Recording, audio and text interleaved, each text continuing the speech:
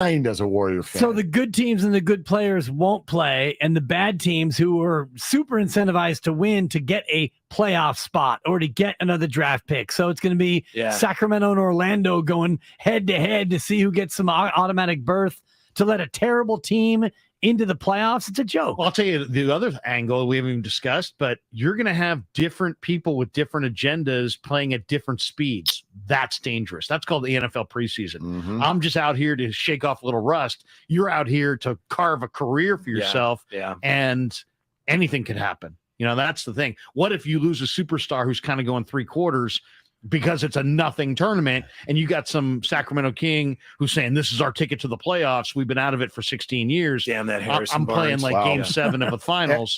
Every doctor I've ever talked to about why, because this is weird, and I think if you guys would probably agree, doesn't it seem like major injuries, especially in the NBA, have gotten worse as time goes on, when in theory they should be getting better. If the players are bigger, stronger, and faster, and medicine is better, then shouldn't we be getting fewer torn ACLs and fewer Achilles? And every doctor I've talked to, the reason they come to is that they're not diversifying their movements enough. In other words, stress injuries. Well, in the off season, what do? They play more basketball. We go to the Drew League. We go to the Olympics. We go to the FIBA. Whatever it is, the really good players are playing 12 months a year. On Dib's day, he'd play baseball in the summer and basketball and football. Well, in the winter, Clay's dad, Michael Thompson, used to tell me, and he literally would say it this way: he would get to the second the season was over. This is the way he described it. He's going to take my basketball and put it in the back of the closet. That's it. It's tennis season. That was what he liked to do. He'd go play tennis, and he broke one bone in his whole career, and outside of that, he was injury free. And so, more basketball is not the answer. Yeah, not the answer. It's funny to piggyback that. Kyle Juszczyk at the minicamp said in the off season he plays a myriad of different sports to try to strengthen the different muscles in his legs, and he thinks it works for him. So tennis, whatever it is. I mean, I don't know what sports you'd play, but well, tennis is a good one. It absolutely happens most in baseball, where young players now exclusively. You have young kids who played, competitive baseball. His son's pitching today. Yeah. Oh, for who? For Northgate against Alhambra in Martinez. Like a summer league, summer ball. Summer league, okay. Yeah. Will he be on a pitch count, or I'm not sure. I said, are you starting? Or are you coming out of the pen? He said, I think I might be coming out of the pen. Are you a behind the plate dad, like barking orders at him, or are you more of an outfield dad, just straight chilling? I'm like the spin rate's down, Brandon. I'm like the late Mike Brito, who's no longer with us, by the way. The guy who signed Fernando Valenzuela. Yeah, I just sit there with the radar gun, with the hat on, the hat and the cigar. You're not up against the fence. Your spin rate sucks right now, Junior. No, it's making me sick. No. I don't even say, like, when my kid's hitting, I don't even be like, come on, bud. I don't know, nothing, silence. Wow. Not even a word of encouragement? Not even a word of encouragement. The bat, Larry Kruger, silent? Yeah, I'm silent. I'm not buying it. I don't buy it. If this is buy or sell, I'm selling that. Because, I'm either all in or I'm out. No, you're looking at your kid, you're going, look, nice pitch, but you're boring. I don't see any entertainment value in the way that you're playing right now. Wait a second. Farhan says you're good? Oh, I'll tell Willard. He'll love you. Okay. Good strike zone discipline, son. And with that, I'm headed to the Old Navy to get you some T-shirts for tomorrow. And here comes, thank you very much. It's Larry Kruger. And it's Whitey on 95.7 The Game.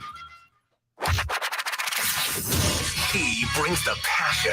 For what? I want to know now. I'm mentally invested. Don't tell me to pray and you don't say what for. He brings the perspective. Yeah, I think both have a great point. Get off me, text line. He's truly one of a kind. That is wow. Oh, my God. And he's doing a great job. I need you to man up and say what you really want to say. Simon, you're doing a great job. And together, they're Steiny and Guru. Yeah. On 95.7 The Game. Yeah, well, we are Steiny and Gulas today, so stepping into the breach, the sizable breach, Kevin Michael, Whitey Gleason, and Bay Area radio legend Larry Kruger. And Larry, it's been, I know I speak for a lot of people when I say it's really been great. That means to I'm hear old, you right? Back on the radio this week. I know you got your YouTube show The Kruger Show? The Krug Show on Krug YouTube. Show. Yeah. I know you Had a got little that fun going. last night with it. But it's great to hear you back on the radio. It's Thanks, great to be with you on the radio today. Man, we have crossed paths many Yes. times going back to KHTK, but man, we actually have never done a radio segment together. So today it is our maiden voyage. I'm fired up, man. I've been listening to you. Yeah. Doing nighttime stuff, doing morning drive with Kreidler back in the day, doing weekends, doing so I'm well versed in my Whitey, but this is our first experience. Yeah, we're doing more than a segment, by the way. You said we hadn't done a segment. We're doing the whole damn show. They told me just it was one segment.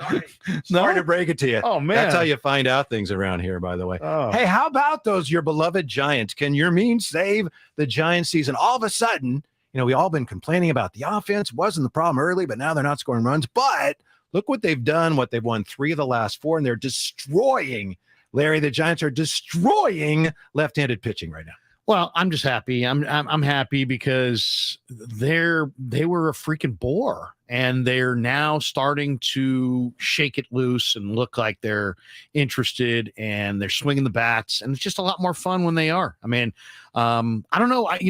How is what we've seen the last couple games an aberration? Because they still seem like they've had games this year where they've scored 10 runs, but then the next game they might go 7 innings without a base runner.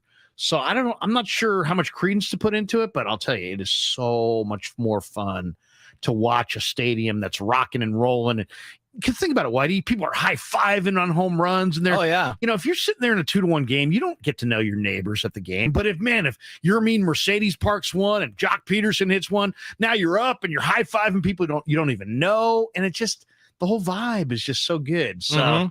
I loved it. I love offense. I like 2-1, but man, I would take 13 runs over 2-1 every day. And Farhan with some very interesting comments yesterday, of course, because we're all wondering, and I think a lot of fans are expecting, all right, they're hanging in this thing, so they got to do something major at the deadline. Farhan yesterday, I know you know better than I what Farhan had to say yesterday, where, we might. I don't think he feels as compelled to do something as a lot of Giants fans want him to feel compelled to do. But with this new expanded playoff deal, they're in pretty good shape, despite the fact that they've been, in the month of July, especially, they've been pretty lackluster. Yeah. I mean, I was saying earlier in the week, are they ever going to be a seller? They probably won't be. That's the big question for the Giants, Whitey, I think is going to be if they just are kind of right there, do they move Rodon? Because Rodon could opt out at the end of the year and go for a big money long-term deal. They can't do that, I know that's been talked about. They don't want to do that. They can't. Well, what they won't do is sign him to that big money long-term deal.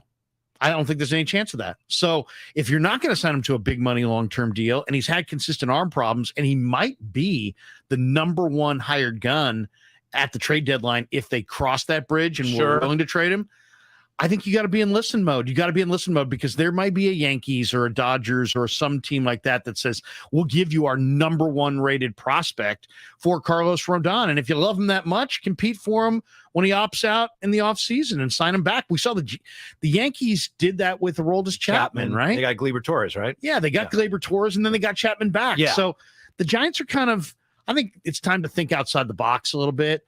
I guess it would be this. It's like Farhan's got to get real. Do we have a chance to win the World Series? And if the answer to that's yes, then keep Rodon, cross your fingers, and maybe add something at the deadline and take your chances. Maybe you get in as a wild card. Anything can happen. Giants fans know that better than anybody. But if you don't think you can win in October, and there are teams offering you top 2, top 3 type prospects for Rodon, man, you could accelerate your rebuild if you pawned him. So that's going to be a tough call. I understand why that makes sense. I just think it'd be difficult to pull off unless between now and the deadline, the Giants continue to go in kind of a slow or even a more rapid spiral. At that point, it's easy to sell. But if you're hanging in there, if you're close to a wild card spot, that's just a tough sell to your fans. And I know that Farhan doesn't necessarily care about that. But to your point about this year with the playoffs, if you have, and I know everyone says this, I get sick of hearing it, but I'm going to say it. If you go into first round, you're playing a 3-game series somewhere, right? And if you have Rodon and you have Webb, you got a decent chance. So if they're anywhere near the playoff race when the deadline comes up, which it looks like they will be, I just think that'd be really difficult to sell to your fans. I know. And then the other factor that may be a factor that we weren't banking on is the De La Salle kid, who Harrison, the lefty, who might be one of the great young pitchers in the minors. Kyle Harrison? Yeah, and he's down at Double-A. And I was told that if things broke right, that he keeps, tearing it up, that he might be a guy that could be promoted. And then if you get to October and you kept Rodon and you had Webb and Rodon and Harrison in a 3-game series, who knows? You never know. So there's a lot of different ways to look at this. I'm just thrilled, though, that there's some life, there's some offense. The games are watchable. I mean, it's been a rough watch. Yeah, I got to ask you, because I was out in the sun a lot last week, and I'm still getting my bearings. Did Joey Bart actually hit a home run last night? That happened. Yes. That happened. Okay. Yes. Wow. Joey Bart I'd be scared, really scared about trading Joey Bart, because Joey Bart's he could hit the glove. Yeah, I mean, he's got that kind of power. He hit the Western Metal Supply building over the weekend, and they had a home run derby. But yeah, he's definitely got the pop. We just haven't seen a lot of it. Yeah, I mean, it's amazing, really. But once he ties into that power, man, I think he could really be something. And he did a couple of really high level